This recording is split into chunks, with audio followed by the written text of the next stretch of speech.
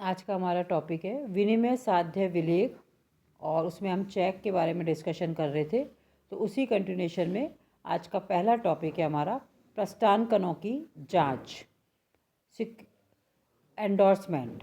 चेकों का भुगतान करने से पहले बैंक को चेक के प्रस्थानकनों की भी पूर्ण रूप से जांच कर लेनी चाहिए।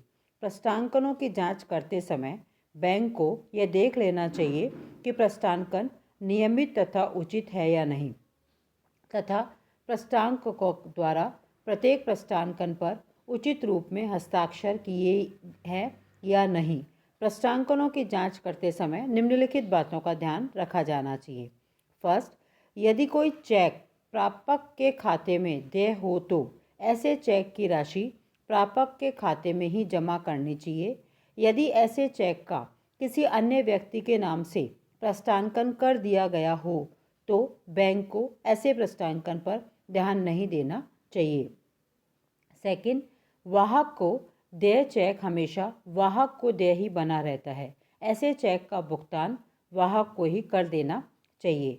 तीसरा, ग्राहक के हस्ताक्षरों का मिलान तो बैंक कर सकता है, लेकिन सभी प्रस्थानकों के हस्ताक्षरों का मिलान तो बैंकर नहीं कर सकता। यदि ऐसे चेकों का जाली प्रस्थानकन किया गया है और बैंक ने पूर्ण सावधानी से उसका भुगतान किया है तो शोधी बैंक को धारा 16 के अनुसार वैधानिक संरक्षण प्राप्त होता है। नेक्स्ट टॉपिक आता है हमारा टाइम ऑफ पेमेंट, भुगतान का समय। धारा 65 के अनुसार बैंक उन्हीं चेकों का भुगतान करता है जो बैंक के व्यावसायिक कार्यविधि में प्रस्तुत कर दिए गए हों। बैंक अपने व्यावसायिक समय की सूचना अपने भवन के मुख्य द्वार पर सूचना पट पर अंकित कर देते हैं। समय में परिवर्तन की सार्वजनिक सूचना पूर्व में ही देनी पड़ती है। जनता की सुविधा के लिए बैंक अवकाश के दिनों की सूची भी घोषित कर देते हैं।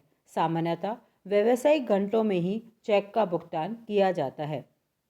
कभी कभी ग्राहकों की सुविधा के लिए इस कार्य अवधि में लिए गए चेकों का भुगतान कार्य अवधि खत्म हो जाने के बाद भी किया जाता है। नेक्स्ट टॉपिक है यथेष्ट जमा बाकी, सफिशिएंट क्रेडिट बैलेंस। ग्राहक के खाते में पर्याप्त जमा बाकी होने से ही बैंक धारा 31 के अनुसार चेक का भुगतान करने के लिए उत्तरदायी होता है। 1 अप्रैल 1989 से किए गए संशोधन के अनुसार यदि कोई ग्राहक बिना पर्याप्त बाकी के कोई चेक लिखता है तो उस पर चेक की राशि से दुगने तक जुर्माना अथवा 2 साल की सजा अथवा दोनों दंड दिए जा सकते हैं। Insufficient funds. भारतीय विनिमय साध्य विलेख अधिनियम की धारा 4 में किए गए संशोधन में जो 1 अप्रैल 1989 से प्रभावी हो गए हैं, यह प्रोविज़न किया गया है कि जहां एक व्यक्ति द्वारा बैंकर के पास रखे गए खाते पर किसी ऋण या देयता के पूर्ण या आंशिक भुगतान के लिए खाते से रकम का भुगतान करने के लिए आहरित चेक बैंक द्वारा खाते में जमा धन की रकम की अपर्याप्तता या उस खाते से भुगतान के लिए व्यवस्था की गई रकम से अधिक होने के कारण लौटाया जाए, ऐसे व्यक्ति को अपराधी माना जाएगा, जिसके लिए जेल अथवा जुर्माना अथवा दोनों दंड हो सकते हैं। जुर्माना चेक की राशि से दुगना तथा जेल 2 साल के लिए हो सकती है। यह सुनिश्चित करने के लिए ईमानदार और सच्चे आहरणकर्ताओं को परेशान नहीं किया जाए, अधिनियम में प्राप्त सावधानियां और सुरक्षा उपायों का प्रोविज़न किया गया है। अधिनियम के अंतर्गत सजा के लिए पूर्वापेक्षा के रूप में यह सावधानियां निम्न अनुसार है। फर्स्ट, संदर्भित चेक देयताओं की चुकौती के लिए जारी किया जाना चाहिए। उपहार रूप में दिया गया चेक इसमें शामिल नहीं किया जाएगा। चेक समय पर अर्थात 3 महीने या इसकी विशेष वैधता अवधि के अंतर जो भी पहले हो प्रस्तुत किया जाना चाहिए। नकारे जाने की सूचना प्राप्त हो जाने के 1 महीने के अंदर भुगतान की मांग करते हुए आदाता या धारक द्वारा यथासमय नोटिस दिया जाना चाहिए। चौथा, नोटिस प्राप्त होने पर आहकर्ता द्वारा 15 दिन के अंदर भुगतान किया जा सकता है। यदि वह ऐसा नहीं करता है तो अभियोग दोषी ठहराया जा सकता है। पाँचवा, उचित समय में केवल आदाता या धारक द्वारा शिकायत की जा सकती है। छठा, कार्यवाही का कारण उत्पन्न होने के 1 महीने के अंदर शिकायत की जानी चाहिए। और लास्ट पॉइंट है प्रथम श्रेणी के मेट्रोपॉलिटन मजिस्ट्रेट या जुडिशियल मजिस्ट्रेट से छोटे न्यायालय द्वारा अपराध पर जांच नहीं की जाएगी। जमा बाकी के संबंध में निम्नलिखित बिंदुओं पर भी ध्यान रखा जाना चाहिए। फर्स्ट, विलेखों की जमा। अपर्याप्त राशि के कारण चेक को अनादरत करने से पूर्व बैंक को यह देख लेना चाहिए कि ग्राहक ने जो विलेख संग्रह के लिए जमा करवाए थे वे संग्रहित होकर आ गए या नहीं। आजकल ग्राहक के व्यक्तिगत नाम के 25,000 रुपये तक का चेक तुरंत जमा कर दिया जाता है, अतः इसका भी ध्यान रखा जाना चाहिए। सेकेंड पॉइंट है दो खातों में हस्तांतरण। यदि किसी ग्राहक के बैंक की एक शाखा में दो खाते हों, एक में नाम बाकी और दूसरे में जमा बाकी हो, और यदि चेक नाम बाकी वाले खाते पर दिया गया हो तो बैंक का उसका भुगतान नहीं करना चाहिए तथा राशि हस्तांतरण करने की भी कोई आवश्यकता नहीं है। तीसरा पॉइंट है दो शाखाओं में खाता। जब किसी ग्राहक के एक ही बैंक की दो शाखाओं में खाते हो, एक शाखा के खाते में जमा बाकी हो और दूसरे शाखा में नाम बाकी हो, और ग्राहक ने नाम बाकी वाले खाते पर कोई चेक लिख दिया हो, तो ऐसी स्थिति में बैंक को पर्याप्त राशि के अभाव में चेक को लौटा देना चाहिए। चौथा पॉइंट है जमा राशि की उपलब्धता।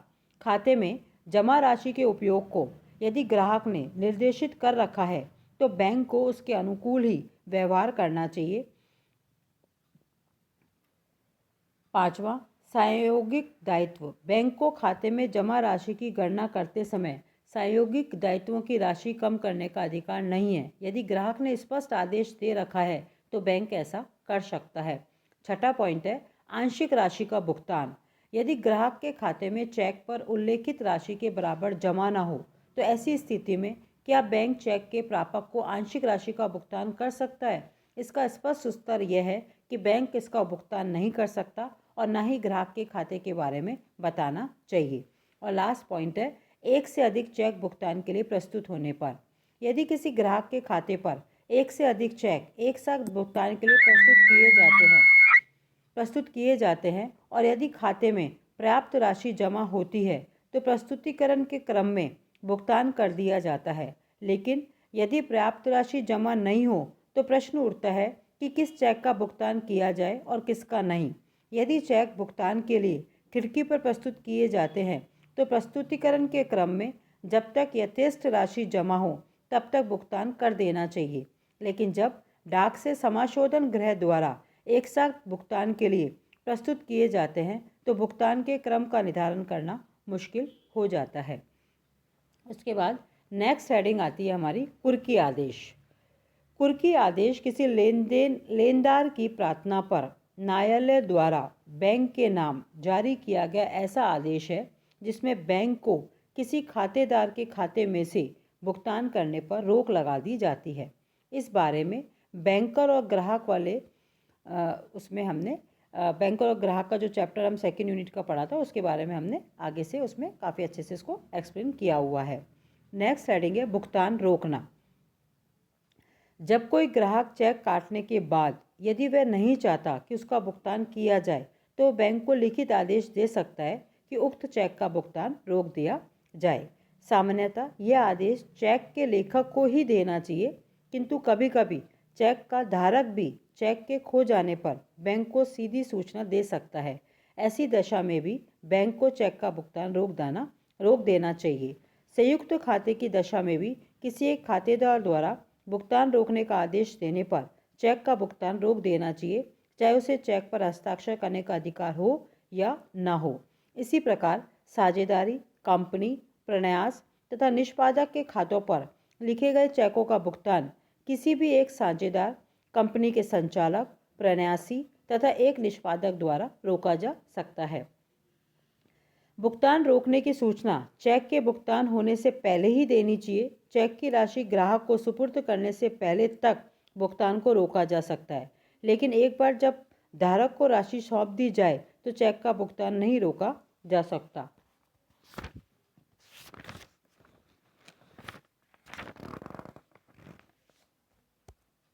भुगतान रोकने की सूचना बैंक के कार्यालय में सक्षम अधिकारी को दी जानी चाहिए। ऐसी सूचना बैंक के लेटर बॉक्स में डाल देना पर्याप्त नहीं है। भुगतान रोकने के आदेश मिलने के बाद बैंक का कोई अधिकार नहीं है कि वह अपने ग्राहक के आदेश के विरुद्ध कार्य करे। वर्तमान नियमों के अनुसार जारी किए गए चेक का भुगतान नहीं रोकाया जा सकता। उच्चतम न्यायालय ने फरवरी 2003 में एक निर्णय में ये कहा कि भुगतान रुकवाना भी पर्याप्त धनराशि के अभाव में चेक के अनादरण के समान ही है। अतः इस पर धारा 138 के प्रोविज़न लागू होंगे। निम्न परिस्थितियों में भी बैंक चेक का भुगतान करने से मना कर सकता है। ग्राहक की मृत्यु हो जाने पर मना कर सकता है, ग्राहक का दिवालिया हो जाने पर, ग्राहक का पागल हो जाने पर, अभी हस्तांतरण की सूचना होने पर, न्यास भंग होने पर, दोषयुक्त स्वामित्व होने पर, इन सब में चेक का भुगतान करने से वो रोक सकता है। इसके अलावा नेक्स्ट हमारा आता है कि भूल से भुगतान। यदि किसी चेक का बैंक द्वारा भूल से भुगतान कर दिया जाता है तो भुगतान की गई राशि को वसूलने का अधिकार परिस्थितियों पर निर्भर करता है। न्यायालय के निर्णयों के अनुसार निम्नलिखित परिस्थितियों में बैंक राशि वापस वसूल कर सकता है। इसमें पहला है भूल तथ्य की हो, कानून की नहीं। दूसरा, जब भूल बैंक और लेनदार के बीच में हो। और तीसरा, जब प्रापक निर्दोष ना हो। जब भुगतान प्राप्त करने के बाद प्रापक की स्थिति में परिवर्तन हो गया हो। जब विनिमय साध्य विलेख का यथाविधि भुगतान किया गया हो। उसके बाद नेक्स्ट आता है हमारा विबंधन। जब कोई व्यक्ति शब्द अथवा आचरण द्वारा मौखिक या लिखित रूप में या न्यायालय में साक्षी के रूप में किसी बात को सत्य होने की घोषणा करता है तो भविष्य में उस व्यक्ति को अपने कथन या कार्य से विमुख नहीं होने दिया जा सकता। और लास्ट हेडिंग आती है हमारी भुगतान का नियोजन। बैंक अपने ग्राहक को समय समय पर अलग अलग राशि के ऋण देकर उनकी व्यावसायिक आवश्यकताओं की पूर्ति करता है तथा ग्राहक उन ऋणों का सुविधा अनुसार भुगतान करता रहता है। ऐसी स्थिति में बैंक को उस राशि को विभिन्न ऋणों के शोधन के लिए नियोजित करना पड़ता है। यह नियोजन भारतीय विनिमय साध्य विलेख अधिनियम की धारा 59, 60 और 61 के निर्देशों के अनुसार करना पड़ता है। आज के लिए इतना ही, आगे कंटिन्यू रखेंगे इसको।